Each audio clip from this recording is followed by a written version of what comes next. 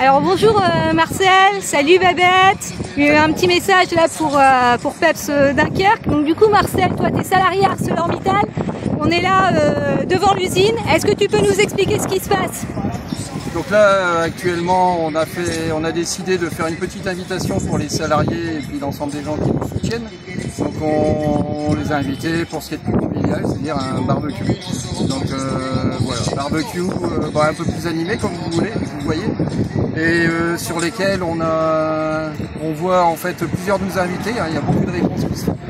Et partis politiques, d'autres structures, mais notamment aussi d'autres syndicats qui sont présents à l'instant. Et ce qui est vraiment intéressant pour nous, c'est l'interprofessionnalité.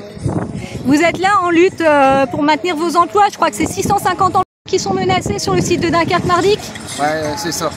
Donc il y a ces emplois qui sont là actuellement, donc on est en cours de PSE. C'est-à-dire que actuellement, il n'y a rien de déterminé. On est en pleine négociation. Le planning qui est en train de se négocier. Derrière ça, pour un PSE, il y a différents niveaux. Et derrière ça, ce qu'on essaie de faire, c'est stratégiquement annuler ce PSE. On veut vraiment, nous, au niveau de la CGT, et c'est débattu, c'est accepté par l'ensemble des militants, c'est annuler tout simplement le PSE. Alors pourquoi? Parce que le PSE, une fois qu'il est engagé, ils ont la possibilité d'en faire tous les 4 ans. Et ce qui fait que derrière, de 4 ans, pardon, 4 mois, veuillez m'excuser, dans tous les 4 mois, et de ce fait-là, rien ne leur empêche d'en faire un par derrière. Et quand on voit actuellement ce qui se passe un peu partout dans l'Europe, certes, il y a eu un discours au Sénat comme quoi ils allaient faire des promesses, et on est habitué à des promesses. En interne, on voit absolument rien qui se fait. Un projet de décarbonation, donc on rappelle l'ADEME, ça fait depuis 1973 que ça a été fondé. C'est-à-dire qu'il y a eu Usinor, il y a eu Solac, il y a eu Arcelor, et aujourd'hui ArcelorMittal. Tout le monde savait qu'il y allait avoir un compte à rebours. Certes, comme ils l'ont bien annoncé pendant un CSE, il y avait un manque à gagner il n'y a pas si longtemps que ça, lorsqu'il y a eu une radicalisation des normes européennes, notamment vis-à-vis de la mise en bourse des quotas CO2. Et aujourd'hui, donc, on leur demande simplement de mettre en place les choses. Ils veulent gagner de l'argent, ça a été dit, et quoi qu'il en coûte.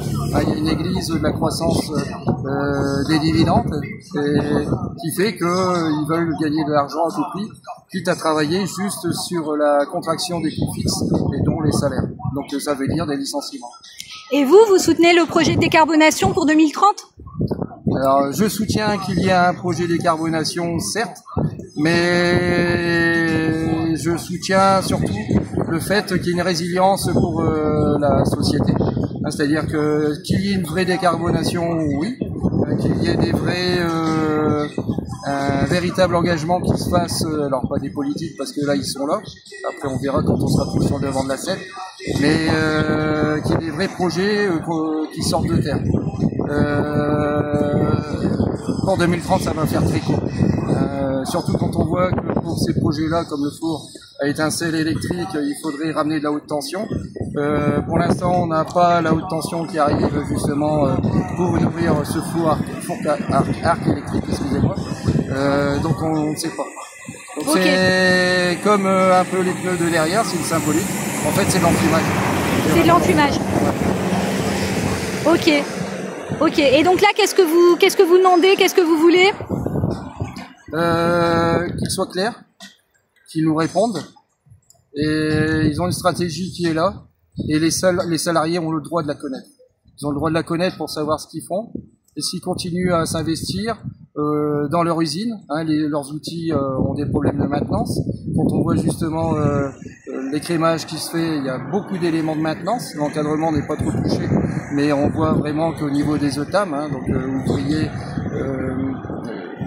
excusez-moi, ouvriers, employés, techniciens et agents de maîtrise sont touchés, donc les métiers sont touchés, donc ceux qui font fonctionner la boutique. Et on aimerait qu'ils nous proposent justement un plan vrai de sauvegarde de l'emploi, c'est-à-dire s'il y a des nouveaux outils qui doivent se faire avec le projet décarbonation, c'est commencer à mettre en place un système de formation pour que des gens comme des fondeurs qui sont emballés au fourneau, les fourneaux étant condamnés à disparaître, il y a du personnel qui travaille au niveau de l'agglomération, puissent retrouver justement une place au niveau de cette usine. Hein, cette usine, encore une fois, c'est de l'acier.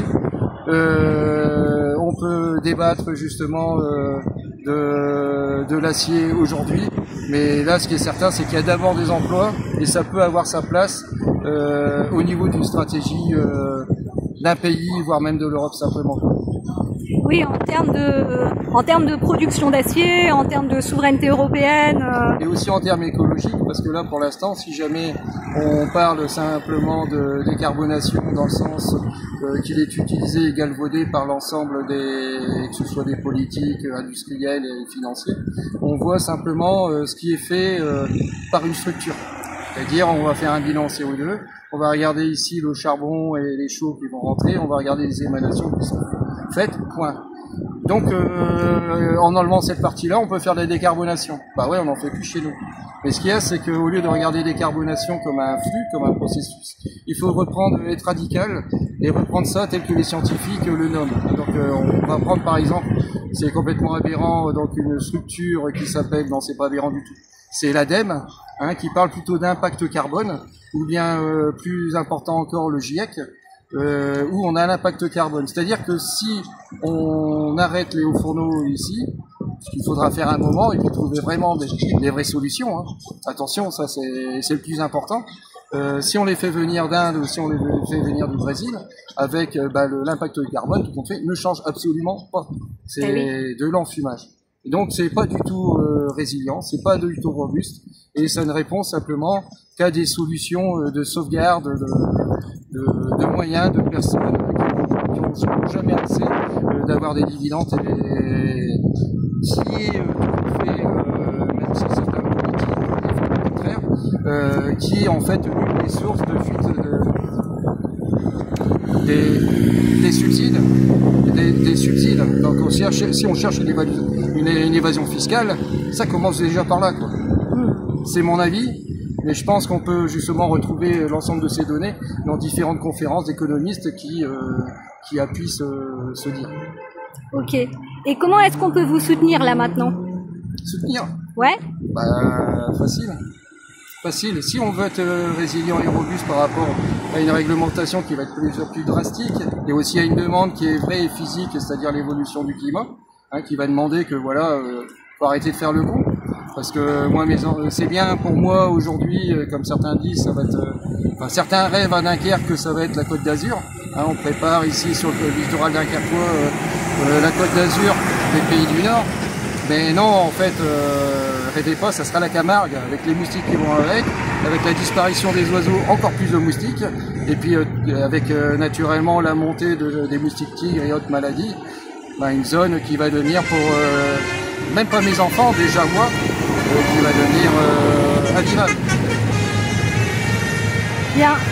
Donc Babette, du coup, toi à PEPS Dunkerque, tu soutiens la lutte des harceleurs? Complètement, parce que moi je suis de Dunkerque et je suis confrontée aux problématiques de santé des usines directement. Je suis confrontée à la gentrification de la ville, je suis confrontée au changement qu'on va faire de notre ville et puis en termes d'écologie, j'aime pas trop ce terme parce que pour moi l'écologie c'est un grand mot mais qui est juste de l'enfumage. En fait, on devrait tous